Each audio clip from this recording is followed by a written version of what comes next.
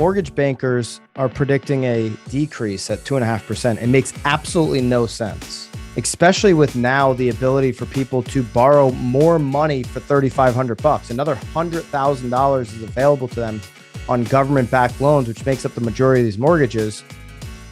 So that means if there's a $550,000 house now, right?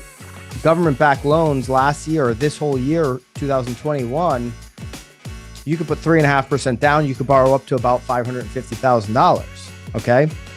Now, if there's that same $550,000 house, if I can borrow up to $650,000 for just another $3,500, I'm going to be incentivized to bid that house up if I really want it as the buyer, because it's not costing me anything really.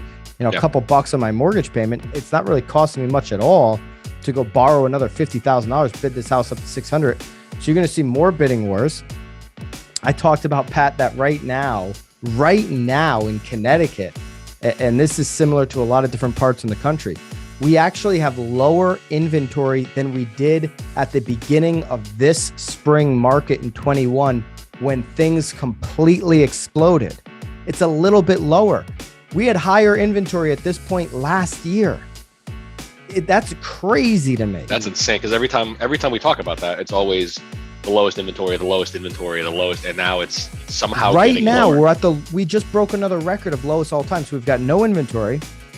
Demand is still incredibly high, and people can borrow even more money than they could this past year. That starts on January 1st. And that money is still very cheap. And the interest rates, they've moved, but they're still really low. I mean, they show no signs in the first couple quarters of going up. And I believe that's what Goldman Sachs is banking on, is that these interest rates staying low.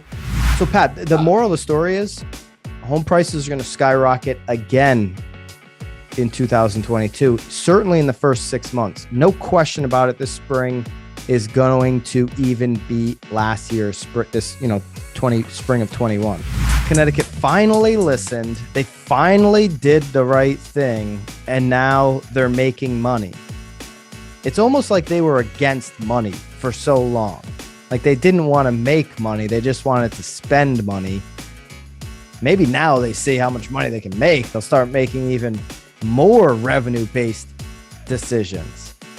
Let's not get crazy. I will say, whoever sent Governor Ned Lamont our show to encourage him to go ahead and take these steps, to take action, deserves a thank you, because obviously that's why they did it, because we've been talking about this stuff for years. The marijuana got legalized, sort of, but not for sale yet, so kind of missed the boat there. But now gambling, that's it. We got the sports books over at the casinos, and they're making some dollars now. All right, so we've got the numbers for just 2 weeks. This is mid-October to October 31st from sports betting. This is 2 weeks, the first 2 weeks. This is before even Foxwoods had the fancy restaurant bar open. It's before the app is going to blow the doors off, Pat. Now they can just bet right on the app. It was before the app was going. So these are the first 2 weeks, the soft opening numbers for Connecticut sports betting. And I mean, they're not going to change anybody's life in the state, but when you multiply this out on where it's going, and because of the app, these numbers are just going to get huge, and the awareness, and people stop going to the local book. This is going to get huge as a revenue source for Connecticut. Yeah, it's now insane. what they do with the money is a whole nother story. But it says here that will be deposited to the state's general fund. So we'll see how good we go, how well we do with that, I guess. But yeah, I just multiplied it, just pretending the numbers stay as low as they are, times 26, right? Because this is 2 weeks worth of numbers, and it's huge. Huge number.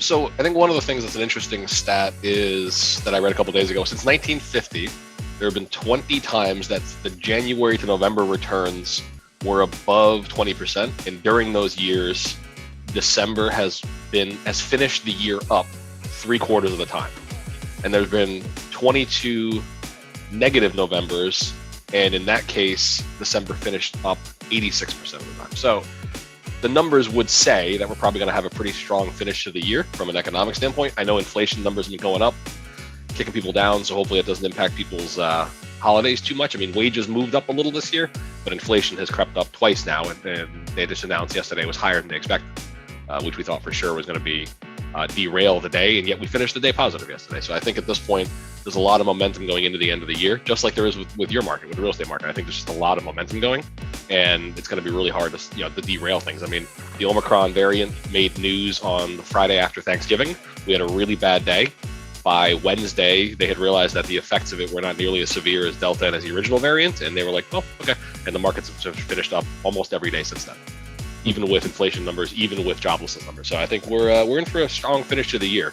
I wouldn't put it all on red, but I'm fairly confident that we're going to have a pretty positive end of December. I mean, we finished up 4%. The S&P finished up 3.5% this week, and we're still up 25.5% for the year. So it's been a good year if you just kind of held fast.